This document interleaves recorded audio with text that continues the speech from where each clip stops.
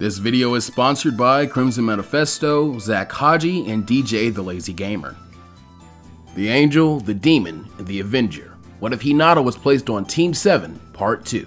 The last year of the Academy is where we rejoin our protagonists, as their lives continuously change in dynamic ways. For Hinata, her place as future clan head having finally been fully realized with the aid of her uncle and a now much more powerful and emotionally stable cousin, due to her own skill having become self-evidently worthy of such a title, and still growing. As for the likes of Sasuke, with such a competent classmate as his version of Hinata, as well as his jealousy of the Hyuuga clan as a whole, he is even further motivated to train than he was in canon. But as a consequence of all this, his attitude is a lot worse and causes him to be even more so reserved and withdrawn from those around him, causing him to isolate himself whenever socialization doesn't directly result in his growing stronger. This does, however, have the added benefit of none of the class's kunoichi ever really developing a class-wide obsession over him, since his gloominess is now less so recognized as mysterious and more so as Sasuke being a bit of a stuck-up loner who can even be a bit creepy and disturbing sometimes. You know, the way acting like Hitsuki would get one treated in the real world. As for the likes of students like Sakura and Ino, they actually take their training a lot more seriously here. For one, they have a great rival and role model in Hinata to work towards, but also because the infamy of what happened to the least lavender-eyed angel would be a bit of a wake-up call for any potential kunoichi. This was, after all, about life and death, and one of your classmates potentially getting kidnapped would be a great way to punctuate that. They do, however, form really strong friendships with Hinata, to the point that they actually come to head up her fan club, and if there were to be any village-wide crushes on anyone, then it would likely be on Neji actually. A rivalry more so blooms between the Uchiha and Hyuuga heirs than it does between he and Naruto, whose reputation in the village now causes a similar issue in his being shunned a lot more, and resulting in a Naruto whose delinquency goes far beyond simple pranks. For a long time now, Naruto has been forced into more and more schoolyard brawls with children attempting shinobi training and regular kids alike, having a couple wins, a couple losses, and some broken up too quick to call it.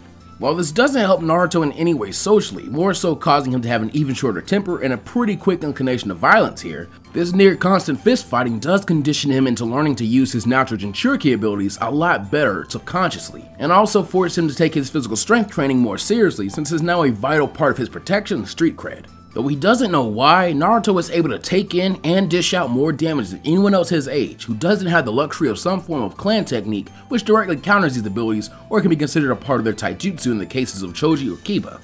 As such, using his moniker of the Dead Last Demon as inspiration, Naruto actually creates his own special Naruto Uzumaki Clan of One Jutsu, which he refers to as the Dead Last Jutsu. Its name literally coming from the idea of his dying last, as its application turns out to be the most rudimentary form of chakra reinforcement that nearly all shinobi are capable of to a minimal degree, in order to withstand certain amounts of damage or not have their bodies destroyed by their own superhuman feats. But with the sheer amount of chakra that Naruto has available to burn, this is actually a major asset to his shinobi training. This technique could probably be best described by being likened to the Iron Body or Armament Haki techniques from Naruto's contemporary series One Piece. As a result of this discovery, Naruto goes on to have the third highest taijutsu scores in the class behind Sasuke and Hinata. Mostly because when pitted against the likes of Shino or Shikamaru or any student who'd fought Naruto before, they always simply concede before the match even began, claiming that it would be illogical or a waste of time to participate anyway. This even for a short time sees Naruto rise from the dead last spot due to having better taijutsu scores than most of his class. But by the middle of the semester, the grading scale suspiciously changed to force him right back down to his caste, as ninjutsu, genjutsu, and knowledge are more heavily prioritized. Our next major event takes place only 7 months into their final year in the academy, and a lot closer to their final exam. Naruto finally earns an opportunity to face off against the class's top-ranked fighter, leading to a fatal reunion between him and Hinata. You see, because of his more delinquent reputation, Hayashi completely forbids Hinata from having any contact with Naruto, unless absolutely necessary for academic needs. Meaning outside of asking for Naruto to relax in class or to not cheat off her homework, the two rarely have any contact since their first meeting. As Mizuki begins the match, Hinata reaches her hand out for the universal sign of friendship and speaks to having looked forward to this day for a long time. However, she is shocked to learn that not only does Naruto not recall their first meeting, but he is also incredibly rude to her, replying that he too has looked forward to this, but most so he can grind the least princess into the dirt, obviously getting him booed and jeered by the Hinata fan club. The opposing academy students drop into stances, with Hinata being a well-trained gentle fist, and Naruto's his loose and hyperactive untrained style, which saw him jumping from foot to foot. Suddenly, he shoots forward to try and lay Hinata out with a wild haymaker, but she simply sidesteps him and allows him to waste energy instead of wasting it in counterattacking. Even though she'd slowly begun to agree that he could be a bit of a jerk, she still watched the kid she once labeled as her inspiration, and had learned a lot about his dead last jutsu. For one thing, that it was virtually useless to try and overpower it, and for another, that it was incredibly hard to look at him with the Byakugan when he used it. However, the other thing that she'd learned was that Naruto's lack of chakra control made the technique extremely draining on him. While he still had much more impressive stamina than anyone of their skill level, it wasn't being correctly utilized. And so, not long into their fight, Naruto grows more and more frustrated and tired. As Hinata continues to masterfully slip away from his attacks, the blonde begins to huff and puff, and Hinata finally grows confident enough to activate her Byakugan to confirm that the dead last is beginning to flicker on and off as Naruto gasses out. Taking her opportunity and hoping that a defeat that exposes a major flaw in his fighting style that he seems so proud of could maybe even lead to them becoming friends, Hinata leaps at the opportunity and flips over Naruto's head, while simultaneously striking a single chakra point at the base of his neck, which Hizashi had taught her was wonderful for immobilizing targets in a non-lethal way, and could interrupt a great deal of chakra flow as it led to the spine where major bundles of chakra points in the network could usually be found. Naruto's eyes roll to the back of his head for a moment and he staggers forward as if he's about to pass out, while Hinata waits for the match to be called with her back turned to him. However, it isn't, causing her to look to Mizuki and Iruka questioningly, as the latter suddenly has a look of concern on his face. She realizes far too slowly with her nearly 360 degrees of vision that Naruto had caught himself and whirled on her for one last haymaker attempt. That, however, wasn't what shocked her most, as she suddenly caught sight of orange chakra sparking in Naruto's blocked chakra point, as a terrifying presence makes itself known for a split second, causing the much faster Hinata to freeze up for Naruto's attack to hit home square in her nose and sends her sliding on her back in the dirt and out of the ring. Though still huffing and puffing, Naruto cheers at his victory over the school's top fighter, as many students rush to tend to their angel while others round on Naruto. Iruka instantly puts an end to this and defends that Naruto and Hinata agreed to spar, so it's only natural that blows be exchanged. As Naruto sticks his tongue out at the other kids though, Iruka just as quickly picks him up by the back of his shirt and declares that they're going to the Hokage regardless, since that was pretty much a sucker punch on a comrade on top of Naruto's earlier refusal to make the sign of friendship and nearly constant bad attitude. As they disappear, Mizuki awkwardly calls an end to the day's lessons, while Sakura and Ino help escort their friend to the school infirmary. All the while, Hinata continues wondering what it was that she just saw in Naruto. And she isn't the only one. Sasuke for a moment considered the concept of Naruto getting lucky, but then realized that as nearly perfect as Hinata was, there was no way that could have been the case, and so begins wondering what dirty trick Naruto could have used, and more so, if it's one that he too can employ.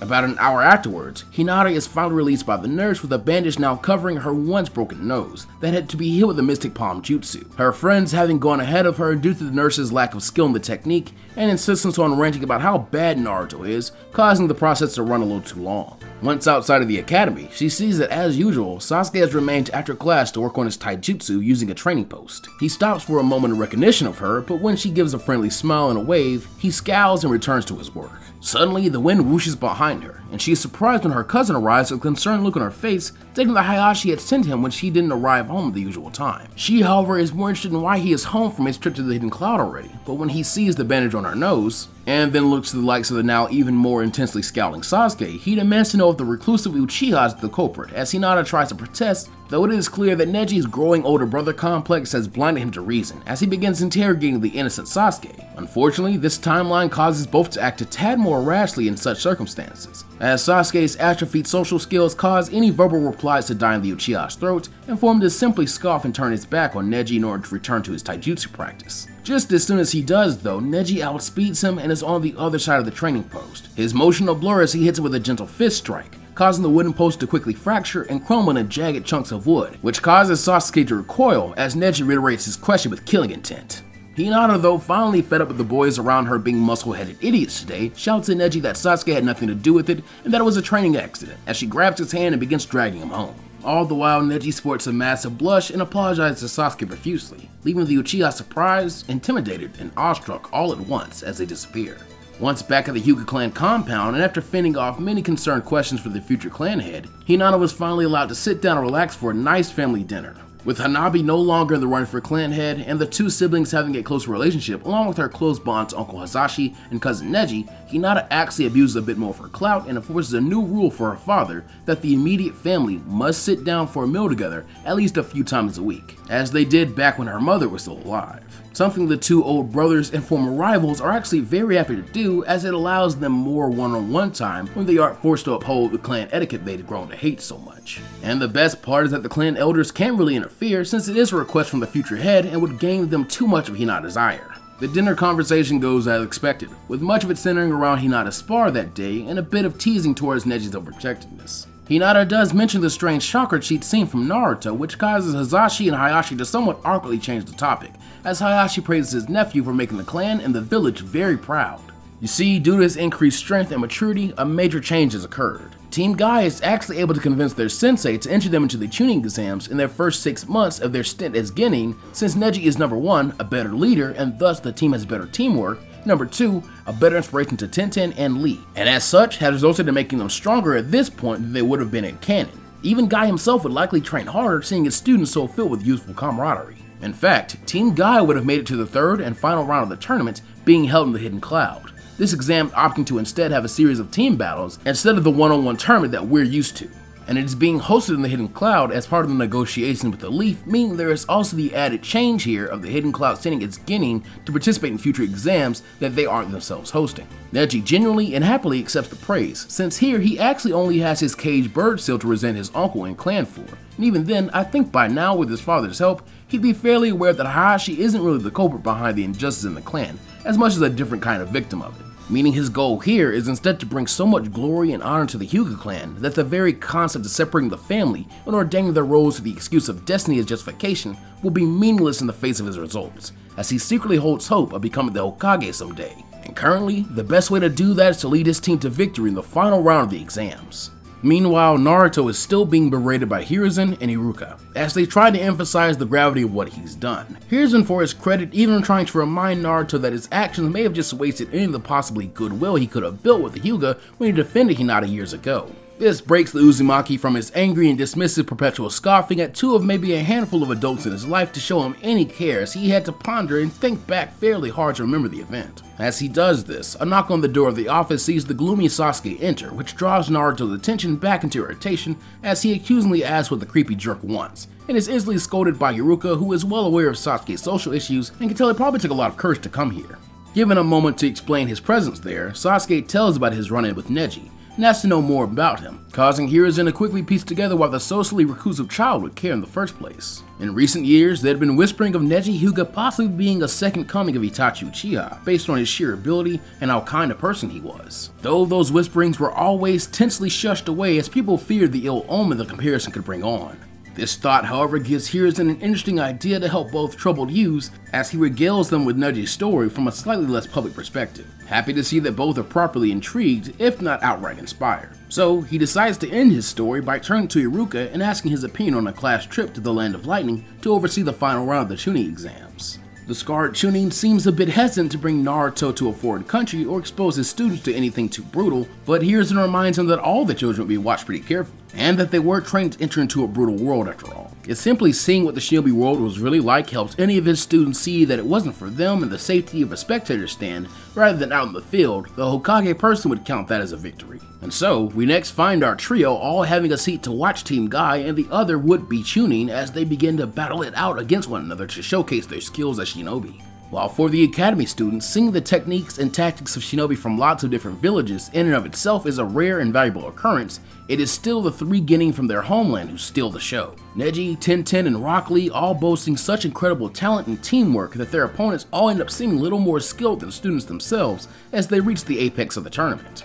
Rock Lee, though obviously the weakest link on his team due to his apparent lack of any skills other than his physical prowess and taijutsu, still impressively boasted the feat of seeing none of his opponents withstand his attacks. This, combined with whispers that he too was the dead last of his class, sees Naruto switching all his attention to the green jumpsuit wearing boy, as he finds himself truly fired up watching him work. Meanwhile, Tenten had not missed a single throw of one of her weapons throughout the entire round, and this great accuracy combined with Neji's leadership and vision made her nearly more valuable than their team leader himself, a fact the Kunoichi in the class took a lot of pride in. But Neji himself, as the Leaf's strongest Genin, was the focus of the majority there to view the events, even beyond Hinata and Sasuke, who cheered him on relentlessly and watched him like a hawk respectively. The shinobi world seemed completely enthralled with a branch member of the Hyuuga, just as Neji had trained so hard for. And this hard work is rewarded, as after winning the tournament by unanimous decision from all the Kage and judges present, Neji and Tenten are awarded a Leaf flag jacket and the title of Chunin.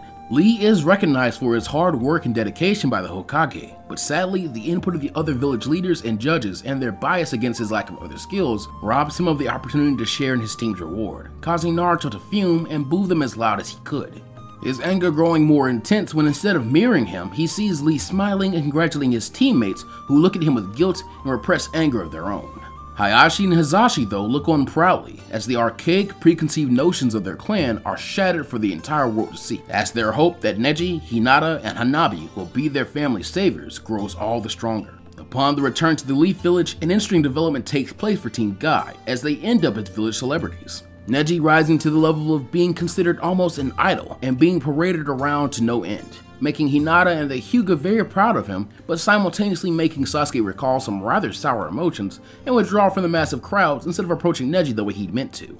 Tenten receives similar treatment, as many begin filling her head with encouragement that she really can someday surpass the great Tsunade if she keeps it up, though she is warned by her sensei that a lot of that sentiment is likely fueled by residual anger at the slug Sannin for quote-unquote abandoning the village, which gives Tenten a small pet peeve about being compared to her own idol on such a surface level from here on out. As for Lee, while he gets a bit more respect and recognition than he did before the exams, he is still very much looked down upon by the village. Something that combined with his other students' recent promotion has inspired Guy to devote a lot more time to personally working with Lee. And while Naruto still has a great fascination and begrudging respect for Lee, he never actually approaches he or Guy as he begins to label them as wimps unwilling to rebel against the system like himself. He is however willing to spy on them and copy some of their taijutsu training, though he never gets to witness too much before being repelled by how sappy the master and student can be during training. The final months of the academy pass virtually without incident. Naruto continues thriving in his dead last demon persona, though with Iruka and the Hokage trying to help him with his anger issues as much as possible, as well as his developing, he finally stops getting into as many street fights due to a lack of willing opponents. Hinata continues to advance at an incredible rate and grow closer to her family until a debate begins on if the title of Kunoichi and Rookie of the Year should simply be combined since she is arguably a candidate for both. But Sasuke with such a rival has grown far beyond his canon counterpart at this point in time, as he continues measuring himself against the entire Hyuuga clan, namely Neji. To the extent that I believe as a consequence of this, he would actually unlock the first stage of his Sharingan just before the exiting of the academy, and in a spar against Hinata no less. However, even with it, the match still ends in her win, as no one in the class can hope to match her in terms of taijutsu skill. Though it does make his already more impressive ninjutsu and ninja tool scores exceed hers to secure his title as the Rookie of the Year, despite no one in the class wanting the gloomy loner to do so. When the time for the final exam comes, everyone, including Naruto, actually pass in this timeline, even without successfully making a clone. This could either be explained as Naruto spying on Lee opening his eyes to whatever loophole he used to graduate, or the more interesting route in my opinion, the village elders purposely pushing for Naruto's graduation with the insistence that he would likely fail the secondary test anyway and be barred from the shinobi program forever. And this would also hopefully cut down the amount of public disturbances the now infamous Dead Last Demon causes. Running through the basic plot points that we know pretty well, the Dead Last is still teamed with the top male and female students as per tradition. While obviously Hinata's now empty spot on Team 8 is most easily filled in by a more competent and serious Sakura, whose genjutsu affinity will make her a great fit for Kurenai even though the main focus of her squad seems to be tracking, with every other team remaining the same, other than maybe a few of the no-name teams holding a greater contempt for Naruto and Sasuke as opposed to their love for Hinata. Nothing else is really to change here, as Kakashi is named the sensei of Squad 7. As for the squad's feelings on their team placement, I'd actually argue that none of them are very happy with their teammates. Naruto has already long burned all the bridges he could have had, even with Hinata, who here isn't as shy or reserved, and still especially with Sasuke, since his character traits that Naruto took issue with in canon are worse than he. The same goes for Sasuke, who if he had a choice would have probably liked to be on a team with maybe Shino or Shikamaru, since he could see them not being as big an ordeal to deal with. The loud Naruto and this timeline's perfect social butterfly Hyuuga were possibly the worst outcome for him, and so as they wait, he picks a seat that is physically as far away as possible. Meanwhile, Hinata is cautiously optimistic that as teammates she can possibly finally form a friendship with the only two people in her class that she never got along with. She isn't naive enough to hope blindly though. When Kakashi does arrive, Naruto has been successfully convinced by Hinata not to prank him, but he isn't convinced not to attempt to attack Kakashi outright by throwing the eraser at his head instead and chewing him out for being so late, which gets him hit with the same eraser around his forehead protector as Kakashi easily catches it and sends it right back at him, stating his first impressions of the group. As Naruto gets angrier and attempts to tackle Kakashi, he body flickers out of the way at the last moment and allows Naruto to easily send himself out of the room and face first into a wall where he knocks himself out actually. The Jonin reappears, now holding the unconscious Jinchuriki by his shirt, and decides to just have their meeting in the classroom this time. Hinata is asked to start them off since she is obviously the most well-adjusted.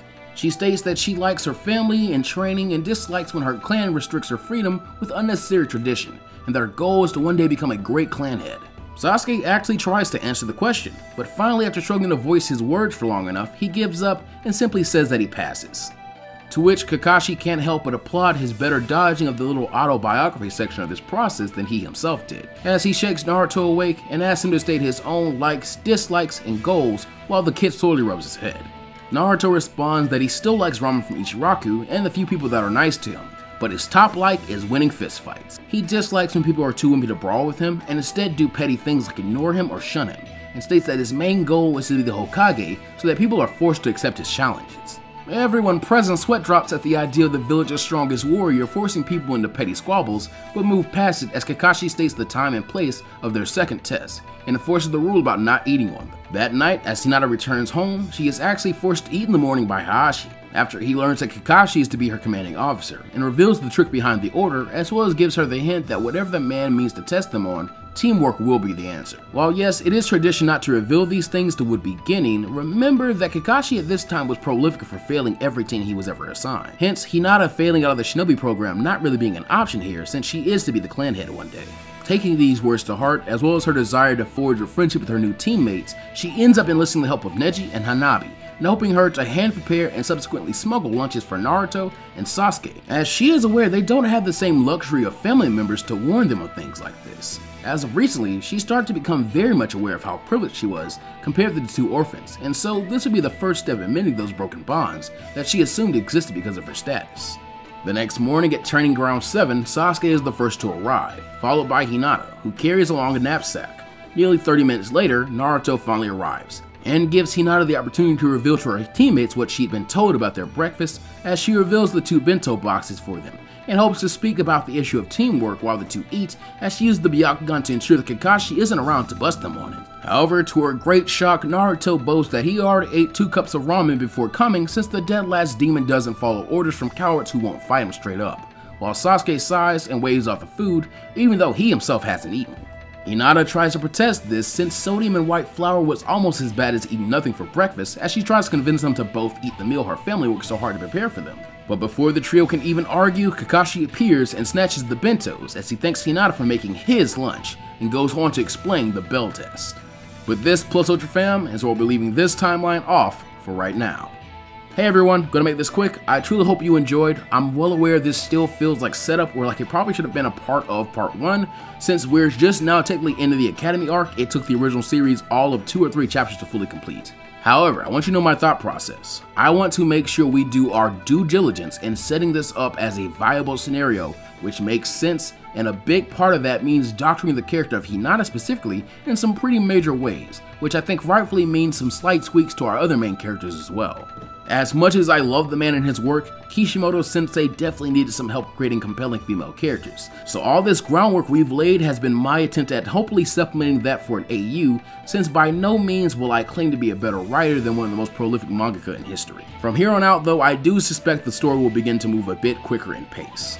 Other than that, I would like to give a shout out to the guest editor of this video, Vegan Saiyan. I'm sure he did an amazing job, so you can all find the links to all his stuff in the doobly-doo, along with my links to all my social media and other cool stuff. Please do remember to do all the YouTube stuff like liking and subscribing with notifications on, share the video to friends or on your social media like Twitter, Facebook, or Reddit, and comment your thoughts on this part. Like, here's a good question. Do you personally feel like Hinata and the others are more interesting in this version than they are in canon? And last but obviously not least, our amazing patrons. In Hero tier we have Lone Wolf McQuaid, Stefan Conference, Samuel Viveros, and Infernate Beast 326. In Shinobi tier we have Shannon Roberts, Jay Uray, Joshua McCann, and in Z Warrior tier we have Narku and Normandy 1988. And Beyond tier we have Knuckles OX, Pizza 15X, and Don. And in the Plus Ultra tier we have Crimson Manifesto, Zach Haji, and DJ the Lazy Gamer. As always, you guys' support means a ton to me and members of the channel. We appreciate you so much, and that goes for you channel members as well. But with that all said, remember to always take care of yourselves and the world around you. Remember that Black Lives Matter, trans rights are human rights, and that I love you. And as always, be sure to go beyond plus ultra. And I'll see you guys next time.